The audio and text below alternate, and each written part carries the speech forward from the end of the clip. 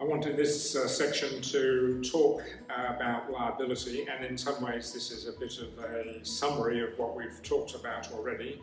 And I take you back to one of the earlier sessions where I talked about the benefit of having legal advice and the protection of your, well, firstly the value of your business and then your personal value by ensuring that risk is managed. And obviously that risk is the liability that by conducting a business you may incur. No different when you drive down a road and you have an accident, there's a liability, and if you're at fault you're going to have to pay for the damage that you've caused. So you need to ensure that in your business the risk of an accident happening like that is minimised and that there's an appropriate allocation of risk between you and the other people you're interacting with. And I've said before, and I'll say it again, the best time to do this is at the beginning when there is no issue.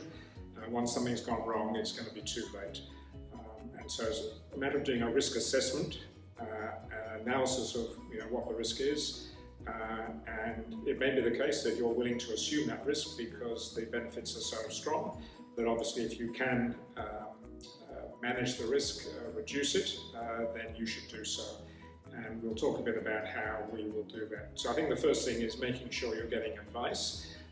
Obviously, the more your business evolves and the more you're familiar with the issues that arise in your business, the more you'll be able to make these assessments yourself.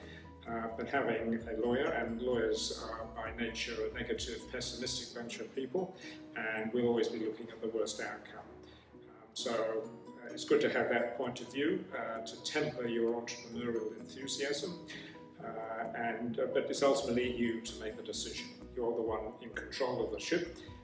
You know the benefit of going faster, using up more fuel to get there more quickly, against perhaps doing it more slowly, getting there a bit later, but with some fuel left in reserve. But just think about who you can take advice from. That may be a lawyer, it may be an accountant if it's more a financial or accounting matter, or it may be an insurance broker who can, through their access to the underwriters, let you know how that risk will be assessed. And of course insurance is one of the key ways you can manage risk. It's what you do in your car. If I have an accident, then I don't have to pay, my insurance company will pay. And you will find as you deal with larger companies that having a healthy level of insurance is something they want, because they will assume that that's where the money will come from if something goes wrong. And insurance companies respond to the market by developing different products, and so there are a number of what are called portmanteau policies covering a whole lot of risks if you're running an online business, from data loss through to what happens if goods or services turn out to be faulty. We've talked about the risk of employees and the need to maintain a proper culture, having policies that instruct your staff as to how they're to do things. It's a matter of having contracts when you are dealing with people outside the organisation, and that's where you allocate risk. And the best way of allocating risk, or thinking about the allocation of risk, is to say who's in the best position to manage this risk. If I'm supplying goods to someone else who's going to incorporate them into another product and then on-sell them, that person is in a much better position to manage the risk to the end consumer than you are. But clearly, if your contribution to the finished product is the thing that's found to be at fault, then you will be liable, and you will need to ensure that you've covered that liability. So the next thing is, how much insurance should I get for that? We don't know what the claim may be, but you can say when you're supplying your goods or services, I'm going to be liable, but I'll only be liable up to this amount. So as a lawyer, for example, we provide services. We don't want to be liable for hundreds of millions of dollars of consequential loss. So we say we cap our liability at an amount of money. And it means that, yes, we might be liable, but only up to that cap.